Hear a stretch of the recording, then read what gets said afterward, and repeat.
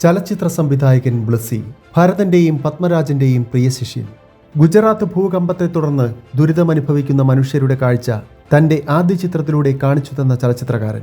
അൽഷെമേഴ്സ് എന്ന ഭയാനക രോഗാവസ്ഥ ആവിഷ്കരിച്ച സീനുകൾ ഇന്നും ജനമനസ്സുകളിൽ തന്മാത്രയായി അവശേഷിക്കുന്നു.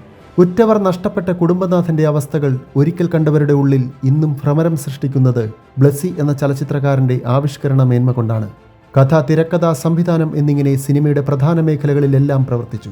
ലോകത്തെ ഏറ്റവും ദൈർഘ്യമേറിയ ഡോക്യുമെന്ററി 100 Years of Chrysostom നിർമ്മിച്ച് വേൾഡ് റെക്കോർഡ് നേടി.